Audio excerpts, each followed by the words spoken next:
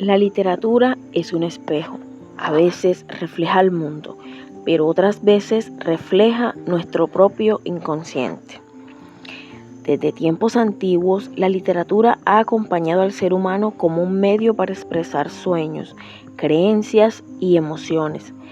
Sin embargo, las formas de interpretarla han cambiado profundamente a lo largo de la historia. Cada época ha descubierto en los textos una verdad distinta, una manera particular de entender el mundo y a nosotros mismos. En la Edad Media, por ejemplo, la literatura estaba estrechamente ligada a la fe cristiana. Los símbolos y las alegorías eran la clave para comprender los mensajes sagrados que se escondían en los relatos. Leer era un acto religioso y el sentido de cada historia estaba guiado por la doctrina espiritual. Con el paso de los siglos, especialmente en el siglo XX, surgió el formalismo ruso, una corriente que propuso mirar la obra por lo que es, una creación artística independiente. Aquí lo importante es cómo está construido su texto, su estructura, su lenguaje, sus recursos literarios. La literatura comenzó a ser estudiada como un arte autónomo. Y más adelante, el psicoanálisis literario transformó nuestra forma de leer al invitarnos a mirar hacia adentro. Freud y Jung mostraron que en las obras pueden revelarse miedos, deseos y conflictos que viven en lo más profundo del ser humano. Lo que está oculto en el texto es tan relevante como lo que aparece a simple vista. En este video exploraremos cómo estas formas de análisis, desde el simbolismo medieval hasta el psicoanálisis moderno, han enriquecido nuestra lectura y nos permite descubrir que, detrás de cada palabra, hay un mundo entero esperando ser interpretado. Buenas tardes, mi grupo está conformado por Maribel Palencia, Silvia Tobar, María Fernanda Barragán, Olga Fernández y Sara Bravo. Hoy les estaremos hablando del símbolo medieval y psicoanálisis literario. En este trabajo abordaremos cómo han evolucionado las principales teorías literarias que permiten comprender y crear el lenguaje y los significados ocultos de las obras a lo largo de la historia. Yo les voy a hablar de analizar y comprender tres enfoques fundamentales en el simbolismo medieval, que está el formalismo ruso, el psicoanálisis literario, los cuales defienden entre ellos mismos los aportes diferentes sobre la literatura y la interpretación. A través de ejemplos, imágenes y reflexiones exploraremos cómo la literatura se ha convertido en un espacio simbólico del lenguaje, como los aspectos inconscientes del ser humano. Esperamos que este recorrido teórico nos ayude a reconocer la riqueza de la literatura y su vínculo con la historia, la psicología y el arte. Comencemos nuestro viaje por la historia de las teorías literarias, iniciando con la alegoría y el simbolismo medieval. Durante la Edad Media, la literatura estaba marcada por ideas espirituales a través de símbolos y alegorías. La alegoría es una narración en la que cada elemento tiene un significado oculto o espiritual. Por ejemplo, en la Divina Comedia de Dante Alighieri, el viaje de Dante simboliza el camino del alma hacia la redención. Un ejemplo sería el libro de Anle, donde se exploran temas de culpa, el deseo reprimido y una figura paterna, todo analizando a un psicoanálisis. Freud consideraba que el arte y la literatura son formas de sublimación, es decir, transformaciones de los impulsos reprimidos en creación simbólica. Por ejemplo, muchos personajes literarios revelan traumas, conflictos o deseos ocultos. Bueno, durante la Edad Media, la literatura estaba marcada por ideas espirituales a través de símbolos y alegoría. Por otra parte, el símbolo medieval busca enseñar y guiar valores cristianos. Una obra literaria representa algo invisible o dividido. Por ejemplo, donde se exploran temas de culpa, el deseo reprimido y una figura paterna. Todo analiza a un psicoanálisis. Es ahí donde tenemos un ejemplo claro en el libro de Hamlet de William Shakespeare. Esta obra cuenta más que todo la historia del príncipe Hamlet, quien entró en un conflicto tras la muerte de su papá. Se dice que una noche el fantasma del rey se le apareció y reveló de que fue el hermano que lo había matado. Además, su propio hermano, o sea, el tío, se casó con la reina y tomó el trono. Hamlet, él duda, se cuestiona, se finge loco, vigila a su madre y sospecha de todos. En esa cuestión es donde se desarrolla una venganza y prácticamente se convierte en una tragedia, o no se convierte, es una tragedia porque termina con la muerte de casi todos. O sea, por eso es que uno no se puede como que tener todo tanto guardado, porque si no se puede deprimir en esos casos, como lo dijiste tú, en ese reprimir. Sí, son sentimientos reprimidos. Es correcto. Por una figura paterna. En esta obra podemos ver una alegoría, que es una narración en la que cada elemento tiene un significado oculto o espiritual. Por ejemplo, en la Divina Comedia de Dante Alighieri, el viaje de Dante simboliza el camino del alma hacia la redención, Que es una representación del alma humana buscando la salvación con algo, por ejemplo, cuando nosotros decimos, no, tú eres cristiano.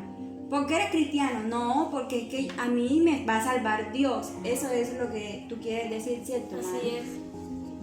Bueno, el simbolismo medieval también nos enseña a buscar significados espirituales o ocultos. Un ejemplo sería, en la Edad Media el dragón simboliza el mal.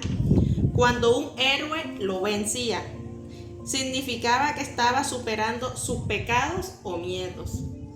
La alegoría fue muy común en esta época, que esa consistía en una narración en donde los personajes, los lugares, los objetos representaban los valores abstractos. O sea, como decir el bien, el mal, la virtud o el pecado.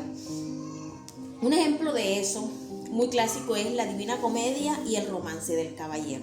Roman Jakobson, por su parte, habló de la función poética del lenguaje, donde el mensaje se centra en sí mismo, en su belleza y estructura, no solo en su contenido. Un ejemplo sería un poema donde las palabras no solo comunican, sino que también producen sensaciones estéticas. En formalismo ruso nos enseñó que la forma también comunica significados y no solo el fondo del texto. O sea, con uno escribir, uno está como dándole estilo a algo, sino que con la forma de uno interpretarlo, también lo puede darle otro sentido a lo que estamos leyendo. El formalismo ruso, como lo indica su nombre, fue un movimiento que surgió en Rusia a principios del siglo XX. Su objetivo era estudiar la literatura como literatura, valga la redundancia.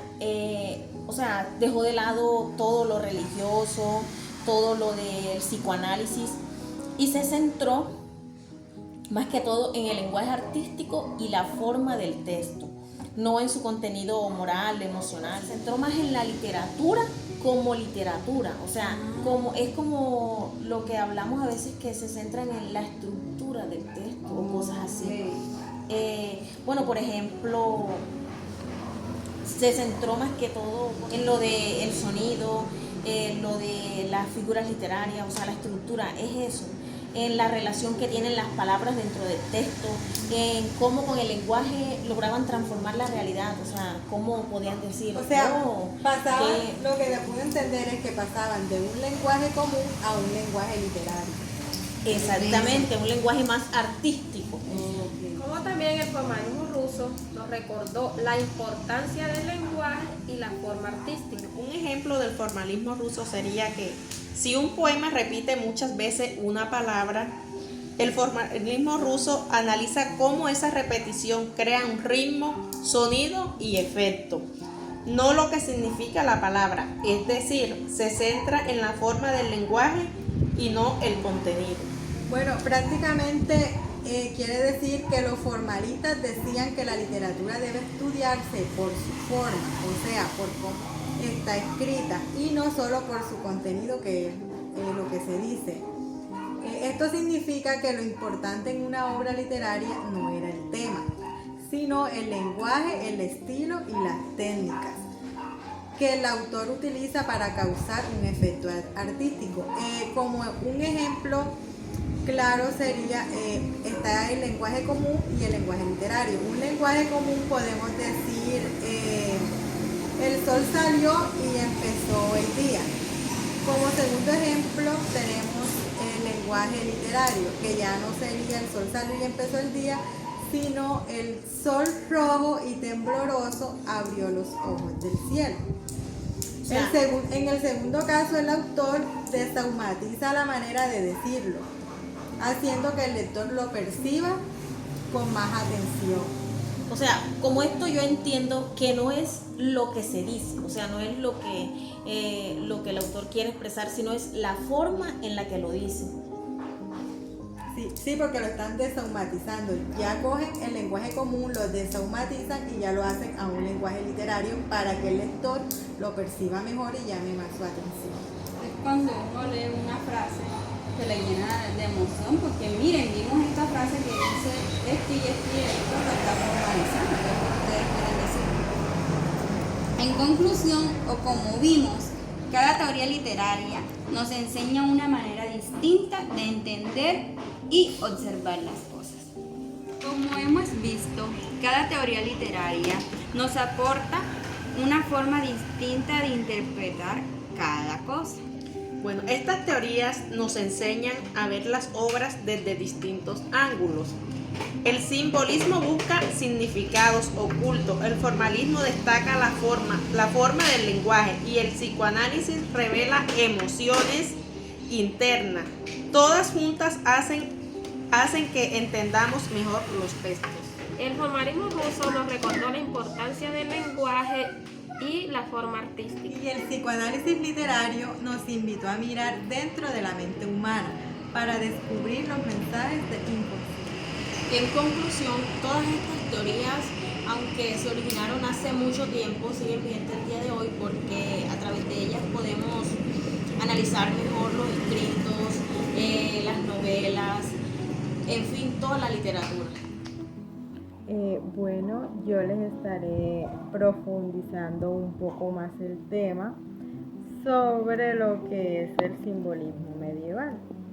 El simbolismo medieval fue una forma de pensamiento y expresión artística característica de la Edad Media, en el cual los símbolos tenían un papel fundamental para comunicar ideas, ya fueran espirituales, religiosas o morales. En una época donde la religión dominaba la vida cotidiana y el conocimiento. Los símbolos eran el puente entre lo terrenal y lo divino, entre lo visible y lo invisible. A través de ellos se buscaba enseñar, inspirar y recordar las verdades de la fe cristiana a una sociedad en la que muchas personas no sabían leer ni escribir. En el concepto de simbolismo medieval se basa más que todo en la idea de que lo que existe en el mundo material es una representación o reflejo de una realidad espiritual, es decir, los objetos, los animales, los colores, las formas, no se entendían solo por su apariencia física, sino por el significado más profundo que escondían. Por ejemplo, la luz simbolizaba la presencia de Dios y la verdad divina. En la oscuridad representaba todo lo que era el pecado o la ignorancia, y el agua la pureza y la vida espiritual. Esta visión simbólica del mundo se encontraba tanto en la literatura como en la arquitectura, la pintura, la escultura y la liturgia. Entre las características principales del simbolismo medieval se destacan las siguientes. Como primera, podemos destacar el carácter religioso y moralizante. ¿En qué se basa esto? En que la mayoría de los símbolos tenían un propósito didáctico o espiritual. A través de ellos se transmitían enseñanzas sobre la fe, el bien y el mal, el cielo y el infierno, la virtud y el pecado. También tenemos la relación entre el mundo material y lo espiritual. Todo elemento del mundo visible tenía una correspondencia con una verdad invisible. Esta conexión se conocía como la lectura alegórica del mundo. También está el uso de alegorías y metáforas. ¿Qué quiere decir esto?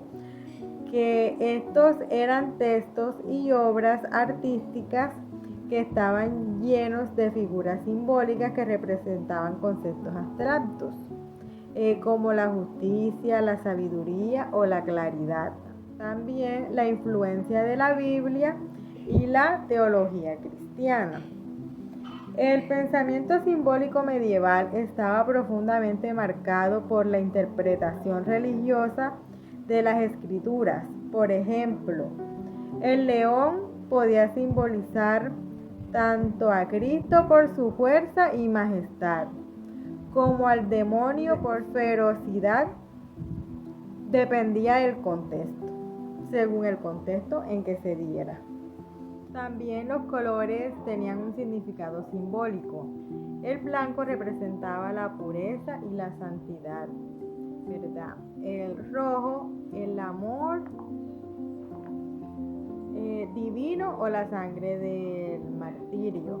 El verde, la esperanza. Y el negro, la muerte o el mal. Incluso los números tenían un valor simbólico. El 3 evocaba la Santísima Trinidad, el 7 la perfección espiritual y el 12 la plenitud o totalidad, como los 12 apóstoles. El simbolismo medieval fue una forma compleja y profunda de representar el mundo, donde cada elemento visible tenía un sentido trascendente.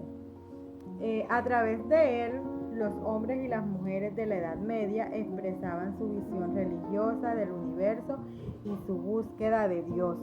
Este pensamiento simbólico dejó una huella en el arte, la literatura y la cultura occidental, recordándonos que detrás de cada forma o imagen puede existir un significado más allá de lo que aparenta.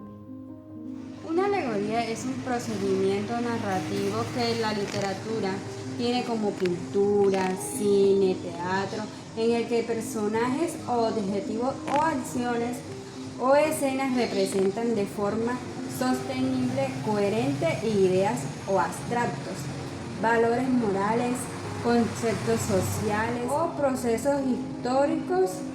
Es según el nivel de sentido simbólico y paralelo que transmite una idea más aplicada o moral.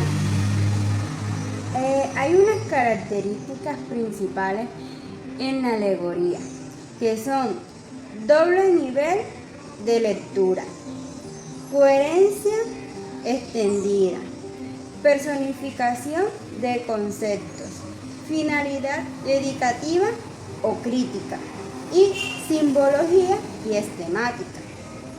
¿Qué quiere decir la doble nivel de lectura? Hay una historia literal y baja. Ellas son un significado simbólico conectando. La coherencia quiere decir de los símbolos no aparecen aislados. El personificación son ideas abstractas. Suelen presentarse como personajes o figuras coherentes. La finalidad quiere decir muchas alegorías buscan enseñar moraleja, como cuando son las historias de, por ejemplo, la tortuga y la liebre. Ahí están dando una moraleja. Hay tipos de alegoría, que son las religiosas o moral. Quieren decir que dicen la verdad ética o religión. Está la política o social, que ahí se habla de los acontecimientos. La filosofía, que quiere decir de las ideas o teorías. La visual quiere decir de la pintura o escultura. La alegoría es una historia que funciona en dos planos. Lo que pasa literalmente y lo que en realidad nos quiere decir. También les quiero comentar sobre la diferencia de conceptos de alegoría. Está la alegoría versus símbolo. Un símbolo suele ser puntual.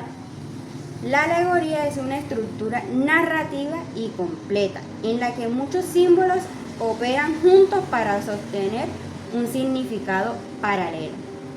La alegoría versus metáfora. La metáfora compara o reemplaza un término por otro. La alegoría desarrolla una sustitución o a lo largo de una obra completa. La alegoría versus fábula. La fábula usa un animal para dar enseñanzas, como ya les dije anteriormente. Y la parábola es breve, dedicadamente a la alegoría. Puede ser más compleja y sostener múltiples niveles interpretativos. ¿Cómo analizamos una alegoría? Está resumida en la trama de literatura, o sea, en 2 o 3 líneas. Otro paso como podemos analizar otra alegoría es identificar los personajes relevantes y anotar qué podrían representar. Otro también es relacionada a las acciones concretas con las ideas abstractas que sugieren. Hay otra que también investiga el contexto histórico, cultural del autor, como también lo decíamos ahorita rato, que también la alegoría la podemos decir en los antepasados, en las culturas. Otra en las actividades comunican su manera de forma coherente o ambigua. Y la última concluye señalando el impacto moral, político o filosófico de la obra, o sea, la enseñanza que nos deja esa alegoría. El formalismo ruso, su idea principal es que lo hace literario. A un texto no es lo que dice, sino cómo lo dice. Un ejemplo sería, si analizamos un poema, el formalismo ruso no se enfoca en los sentimientos del poeta, sino en los recursos que usa. La rima crea ritmo, las metáforas que transforman el significado y la repetición de sonidos que producen su musicalidad. El formalismo ruso sostiene que la literatura debe estudiarse por sus formas y técnicas, no por su contenido o por la bibliografía del autor. Esta corriente demostró que lo que lo hace especial a un texto literario, es cómo está construido, su lenguaje, su estructura y sus recursos estilísticos. A lo largo de la historia, la literatura ha sido mucho más que entretenimiento, ha sido una forma de entender el mundo, de darle sentido a nuestra existencia y explorar aquello que no siempre podemos explicar con palabras directas. Por eso, interpretar la literatura implica viajar a través de distintos enfoques, épocas y maneras de comprender los símbolos que los textos esconden. Comenzamos nuestro recorrido en la Edad Media, un periodo profundamente religioso, donde la vida terrenal se entendía como un camino hacia Dios. Allí descubrimos el simbolismo medieval. Este se convirtió a la literatura como un puente entre el ser humano y lo divino. Todo tenía un significado moral y espiritual. Una luz no solo era luz, sino que era la presencia de Dios iluminando la verdad. Una sombra no era la oscuridad, representaba el pecado, la ignorancia y el riesgo de perderse con las tentaciones humanas. Leer era un acto de fe, un ejercicio para descubrir el mensaje sagrado dejado en la historia visible.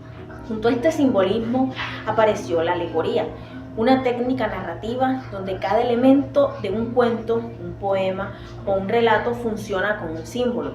El lector medieval sabía que una historia sencilla podía contener un mensaje profundo sobre la salvación del alma. Obras como la Divina Comedia no solo relataban un viaje fantástico, sino que enseñaban cómo debía comportarse el creyente para alcanzar la vida eterna. En ese entonces, la literatura se hacía con un propósito muy claro: formar espiritualmente a la sociedad. Pero con el paso de los siglos, el mundo cambió. La religión dejó de ser la única manera de explicar la realidad y surgieron nuevas preguntas sobre el arte y sobre el ser humano. Fue así como en el siglo XX apareció una mirada completamente diferente: el formalismo ruso. Este movimiento rompió con la tradición de interpretar la literatura solo por lo que representaba. Para los formalistas, lo más importante no era el contenido moral ni la intención del autor, sino el lenguaje mismo, la manera en que una historia está escrita. Descubrimos que la literatura es un arte que transforma la realidad para que podamos verla con nuevos ojos. La desfamiliarización propuesta por Shklovsky nos mostró que las palabras tienen fuerza para sorprendernos y despertar nueva sensibilidad. Ya no leíamos para llegar a una verdad religiosa, sino para admirar los procedimientos que hacen única a una obra, su ritmo, las metáforas, la estructura del relato. La pregunta dejó de ser qué significa para convertirse en cómo funciona. Sin embargo, la exploración del texto aún no terminaba. En la misma época, el mundo comenzó a mirar hacia adentro, hacia las profundidades de la mente humana. Con Sigmund Freud y Carl Jung nació el psicoanálisis literario, una teoría que encontró en los textos el reflejo de nuestros miedos, deseos y conflictos ocultos. Los símbolos dejaron de ser dictados por la religión o por la tradición cultural y pasaron a surgir desde el inconsciente. Según el psicoanálisis, un monstruo puede representar aquello que reprimimos. Un viaje puede ser una expresión de un miedo o de una ilusión íntima. Y un objeto aparentemente simple puede revelar un sentimiento oculto. La literatura se convierte entonces en un espejo psicológico, donde el lector también se descubre a sí mismo. Lo que antes se interpretaba como un mensaje divino, ahora puede revelar una verdad profundamente humana. Somos seres llenos de deseos, impulsos y emociones que buscan hacerse visibles a través de la imaginación. Si observamos estas teorías juntas, notamos algo fascinante. Todas intentan explicar lo que está más allá de las palabras, pero desde lugares muy distintos. El simbolismo medieval nos conecta con lo trascendente y lo espiritual. La alegoría organiza estos significados en historias con intención moral. El formalismo ruso dirige nuestra intención a la forma y al lenguaje artístico. El psicoanálisis nos lleva al interior del ser humano, al mundo de lo inconsciente. Cada teoría refleja una manera particular de mirar la literatura y al mismo tiempo refleja una manera de mirar la vida, dependiendo del contexto histórico, cultural o político. La humanidad ha necesitado distintas formas de interpretar lo que se lee. En la Edad Media, lo importante era la salvación del alma. En la modernidad, la libertad del pensamiento y la exploración del yo. Por eso, estas teorías no se excluyen, más bien se complementan. Cuando leemos una obra literaria, no hay una única verdad o una sola explicación. Un mismo cuento puede ser símbolo de fe, una construcción estética sorprendente y una ventana hacia el inconsciente del autor o del lector. Esa diversidad de sentido es lo que hace que la literatura siga viva, que continúe despertando preguntas y emociones nuevas en cada generación. Hoy entendemos que un texto literario es una obra compleja que nos invita a sentir y pensar. Puede guiarnos, puede cuestionarnos, puede transformarnos y también puede enseñarnos que el ser humano siempre ha buscado darle significado a lo que vive, ya sea mirando hacia el cielo, hacia el arte o hacia su propio interior. En esta exposición hemos comprobado que el símbolo nunca desaparece, solo cambia su dirección. Antes apuntaba a Dios, luego apuntó al lenguaje y hoy día apunta a la mente humana. Pero siempre está ahí, escondido en las palabras que elegimos y en las historias que contamos. La literatura en todas sus épocas y teorías sigue siendo un territorio donde lo invisible se vuelve visible. Leer es una forma de descubrir lo que no sabíamos, una forma de entender el mundo y de entender a los otros, y sobre todo de entendernos a nosotros mismos.